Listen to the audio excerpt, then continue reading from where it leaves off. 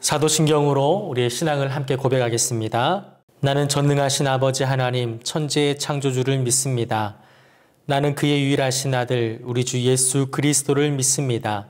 그는 성령으로 잉태되어 동정녀 마리아에게서 나시고 본디오 빌라도에게 고난을 받아 십자가에 못 박혀 죽으시고 장사된 지 사흘 만에 죽은 자 가운데서 다시 살아나셨으며 하늘에 오르시어 전능하신 아버지 하나님 우편에 앉아 계시다가 거기로부터 살아있는 자와 죽은 자를 심판하러 오십니다. 나는 성령을 믿으며 거룩한 공교회와 성도의 교제와 죄를 용서받는 것과 몸의 부활과 영생을 믿습니다. 아멘. 찬송가 455장 주님의 마음을 본받는 자 함께 찬양하겠습니다.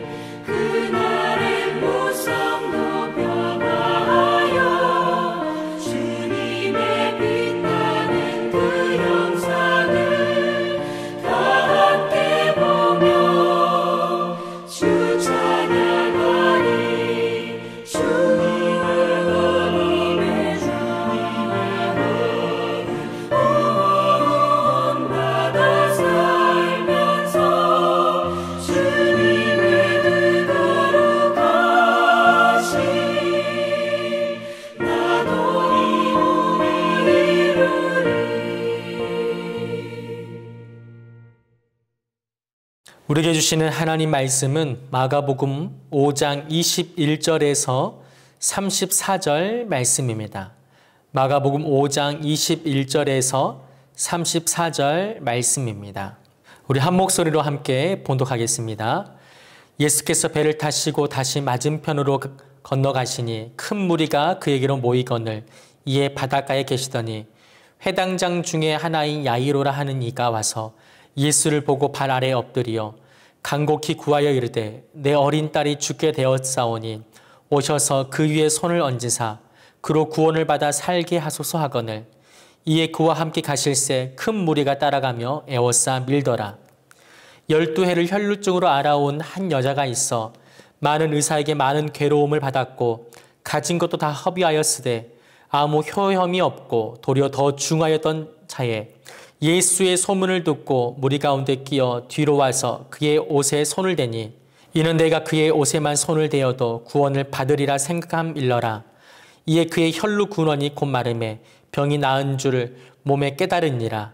예수께서 그 능력이 자기에게서 나간 줄을 곧 스스로 아시고 무리 가운데서 돌이켜 말씀하시되 누가 내 옷에 손을 대었느냐 하시니 제자들이 여짜오되 무리가 에워싸 미는 것을 보시며 누가 내게 손을 대었느냐 물으시나이까 하되 예수께서 일 행한 여자를 보려고 둘러보시니 여자가 자기에게 이루어진 일을 알고 두려워하여 떨며 와서 그 앞에 엎드려 모든 사실을 여쭈니 예수께서 이르시되 딸아 내 믿음이 너를 구원하였으니 평안히 가라.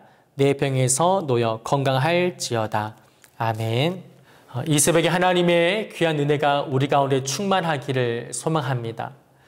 매일같이 우리는 하나님의 은혜를 경험하면서 이렇게 살지만은 보고도 실감하지 못할 기적 같은 일들이 내 눈앞에 벌어진다면 얼마나 흥분된 일일까요? 여러분, 하나님을 믿는 신앙은 기적의 신앙이라고 말씀드릴 수가 있습니다. 내 삶을 선하게 인도하신 하나님께서 오늘도 내 안에 기적과 같은 일들을 일으키시기를 원하시는데요. 오늘 말씀을 통해서 기적을 경험하는 신앙의 모습이 무엇인지 발견하고 말씀대로 살기로 결단하는 귀한 시간 되기를 간절히 소망합니다. 우리가 함께 살펴본 본문에서는 두 가지 사건에 대해서 소개하고 있습니다. 예수님께서 회당장 야이로의 딸을 고치러 가는 사건과 혈루증 여인을 만나서 치료하는 사건을 기록하고 있습니다. 먼저는 다 함께 22절 말씀을 살펴보도록 하겠습니다. 회당장 중에 하나인 야이로라 하는 이가 와서 예수를 보고 발 아래 엎드리어. 야이로라는 이름을 가진 사람이 예수님께 찾아왔습니다. 그 사람의 직업이 회당장이었다라는 것과 또 23절을 보니까 그 어린 딸이 죽게 되었다라고 성경은 말하고 있습니다. 여러분, 회당장이 어떤 사람입니까?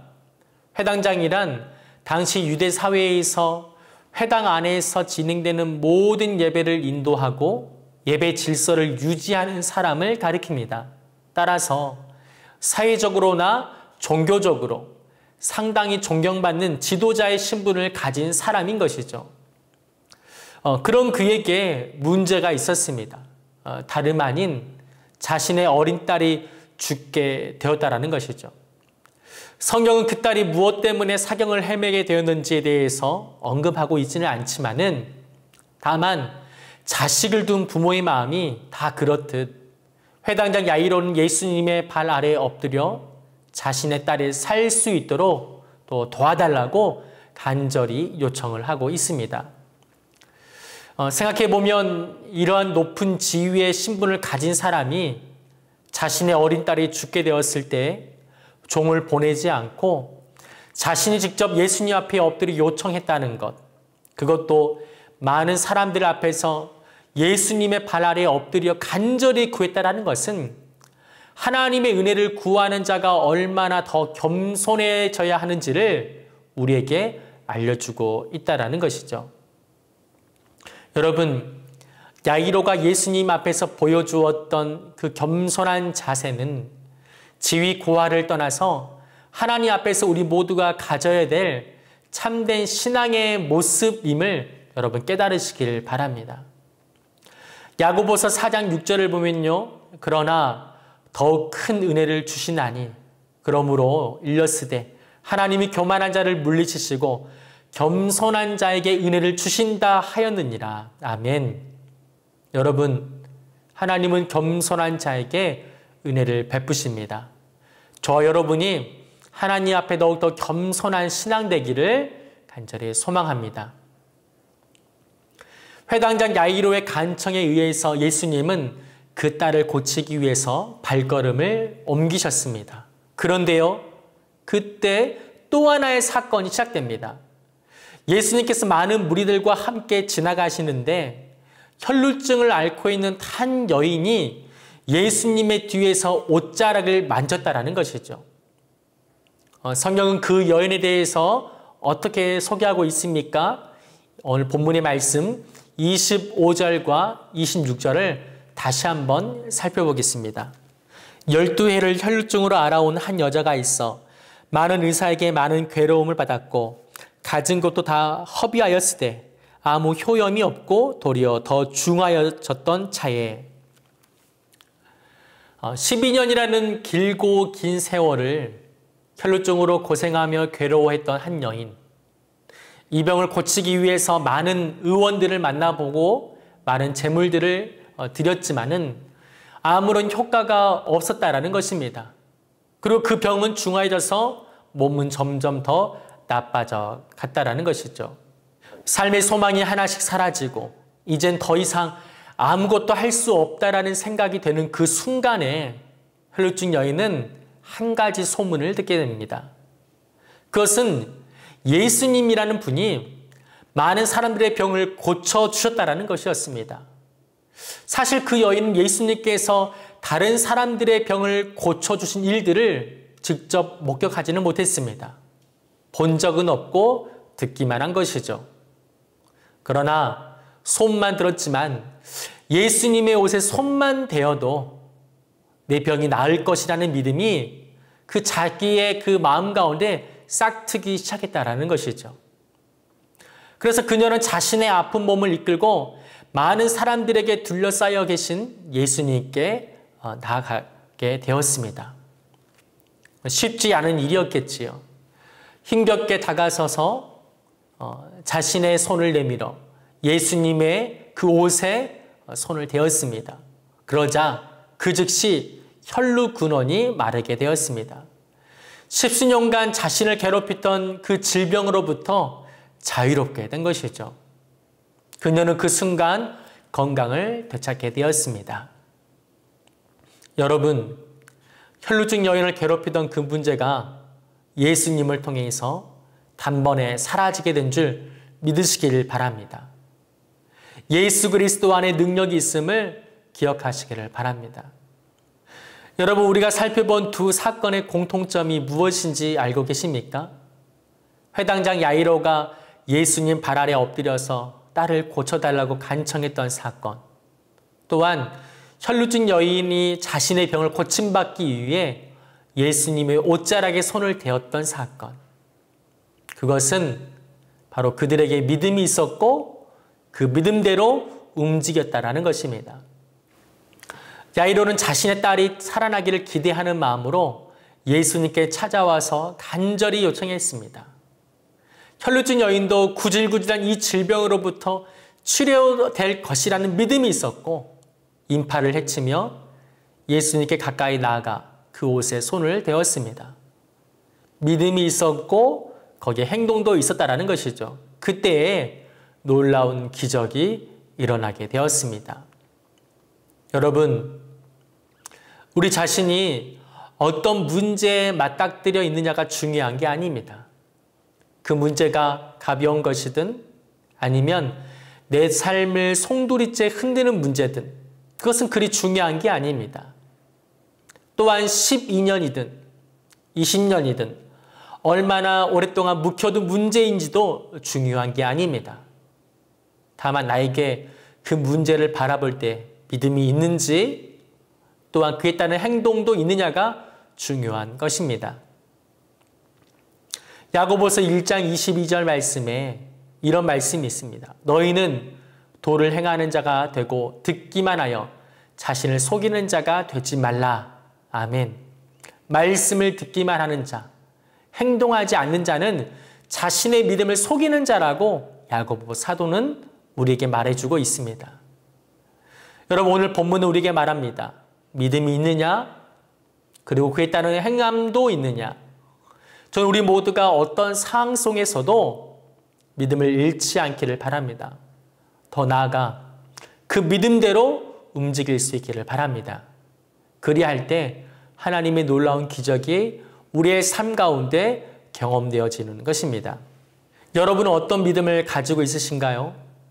힘겹고 어려운 상황 가운데 세상 사람들과 별반 다를 것 없는 믿음을 가지고 있으신가요? 세상 사람들과 별반 다를 것 없는 믿음, 사실 믿음이 아니죠. 여러분, 하나님을 끝까지 신뢰하십시오. 그리고 하나님을 믿는다면 그 믿음대로 행동해 보십시오. 거기에 은혜가 있고 기적이 있습니다. 특별히 34절은 믿음과 행함을 가질 때 하나님께서 우리에게 주시는 그 축복에 대해서 말씀하고 있습니다. 우리 마지막으로 34절 한 절만 살펴보겠습니다. 예수께서 이르시되 딸아 내 믿음이 너를 구원하였으니 평안히 가라 내 병에서 놓여 건강할지어다. 아멘. 여러분, 예수님은 이 고침받은 여인을 향하여 평안히 가라, 건강하라고 축복하셨습니다. 건강하라 이 말씀은 육신을 향해 주신 축복입니다. 평안하라 이 말씀은 영혼을 향하여 주신 축복입니다. 다시 말해서 단지 혈루증을 고침받기 위해 예수님께 나왔지만은 그 여인은 그 믿음과 그 행동으로 인해서 구원받고 평안을 얻으며 건강까지 얻는 큰 축복을 받게 되었습니다. 그러니 여러분, 그 믿음과 행함이 얼마나 복된 것입니까? 이러한 도전과 은혜가 저와 여러분 가운데 있기를 축복합니다. 말씀을 정리하면서 두 가지 사건은 기적을 경험하는 믿음의 모습이 무엇인지 말해주고 있습니다. 어떤 문제를 가지고 있든 그 문제가 가볍든 무거운 것이든 그것이 오랫동안 묵혀둔 것이든 중요하지 않다고 했습니다. 다만 나에게 믿음이 있고 그에 따른 행동이 있느냐가 중요한 것입니다. 저와 여러분이 이런 믿음과 행동을 통해서 삶의 모든 문제를 무너뜨리고 하나님으로부터 놀라운 기적과 축복을 경험하는 복된 성도가 되기를 간절히 축복합니다. 우리 주님이 가르쳐 주신 기도를 드리겠습니다. 하늘에 계신 우리 아버지, 아버지 이름을 거룩하게 하시며 아버지의 나라가 오게 하시며 아버지의 뜻이 하늘에서와 같이 땅에서도 이루어지게 하소서. 오늘 우리에게 일용할 양식을 주시고 우리가 우리에게 잘못한 사람을 용서하여 준 것 같이 우리의 죄를 용서하여 주시고 우리를 시험에 빠지지 않게 하시고 악에서 구하소서. 나라와 권능과 영광이 영원히 아버지의 것입니다. 아멘.